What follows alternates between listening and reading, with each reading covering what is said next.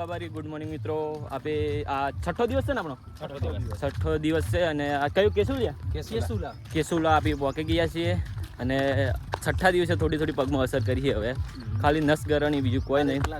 મારે એકલાને કહું ને તો હું કહું મારે એકલાને જ આ લોકોને કશું બીજા બધા ઘોડા જેવાય આપણે તો ઘોડા જેવા એટલે ઘોડાથી સાઈડમાં હેડવું હોય તો બોલો વળતે ઘરે જતા રહો વળતા જતા આપી વળતા ટ્રેનમાં જા કીધું ઊંડું કાશ્મીર જતા રહીએ હેડતા પણ ના હવે આ બધા ના પાડી કે ઊંડું કાશ્મીર કાશ્મીર ઊંડું કાશ્મીર કીધું ને ઊંડું કાશ્મીર કોક ભોયરામ કો એક જ આવે એવું હે. જય માતાજી મિત્રો, જય બાબારી. અમે પહોંચી ગયા હા રણના વિસ્તારમાં. અહીંયા એક પાણીનું ટીમ્પું ના મળે એવી જગ્યા છે, તમને હું બતાવી દઉં, ખાલી તમે દેખી લેજો કે રણ કેવું હોય. ખાલી દેખો તમે, હેડવું બહુ મુશ્કેલ છે, તમને ખબર ના હોય તો કહી દઉં. નાઇટમાં તો હેડાય જ નહીં બિલકુલ. નાઇટમાં હેડવું એટલે આંખે પાણી આવી જાય. ખાલી બહુ ખતરનાક ધોરાહી અહીંયા. પોણી તો આવે જ નહીં, આગળથી સેફટી કરીને જ આવવું પડે, ના કે કોઈ મેળ પડે નહીં. 18 કિલોમીટર રણ છે.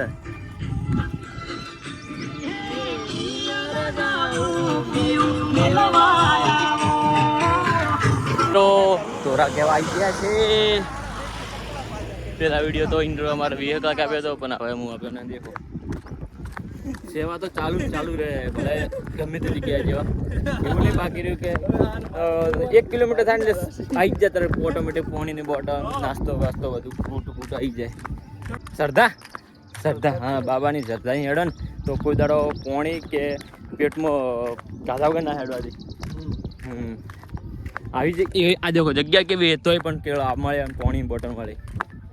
તો જય બાબારી જોઈજો બાબાજી ધોરા. મિત્રો આપણે અહીંયાથી રણોજા બાકી રહ્યું છે 58 કિલોમીટર. તો જેમ કિલોમીટર ઓછા થતા જાય એમ હિંમત આવે, એમ ઉત્સાહ આવે. પહેલાં હેડ્યા તારે ઉત્સાહ હતો ને, કિલોમીટર ઓછા થાય તો ઉત્સાહ આવે, પણ કિલોમીટર ઓછા થાય હરખ આખો અલગ હોય. હાલે દેખો ટોમ અને પાછું વાતાવરણ એકદમ ઠંડુ હોય તો આપણે 10 કિલોમીટર કાપી નાખશે તો 50 જેવું પાછળ રાખવાનું. આપણે 58 કિલોમીટર 8 કિલોમીટર કાપશે ને તો 50 પાછળ રહી જાય, તો 50 રાખવાનું હોય. તો 8 કિલોમીટર કાપાય ત્યાં કેમ્પ આવે ત્યાં બિંદાસીને થઈ જવાનું હોય. તો વિડીયો તમે કન્ટિન્યુ જોતા રહેજો, તમને દર્શન પણ કરાવી દઈશું રામાપીરના. જો ગળદી છે તો બંદોદી શૂટિંગ નહીં કરું, જો ગળદી માપ્યા છે તો તમને પણ હું દર્શન કરી દઈશું. તો જય બાબાજી મિત્રો, આપણે હજુ આકડિયા રણ કહેવાય ત્યાં પહોંચીએ છીએ. ત્યાં પણ રણ છે અને વાતાવરણ એટલું ઠંડુ છે. રણની અંદર પણ સેવાઓ ચાલુ પાણીની બોલો તો સેવાવાળાઓ તો ગમે તે જગ્યાએ પણ પહોંચી જઈએ તો પાણીની બોટલો આપણને ચાલુ જ છે. પાણી લાગી તું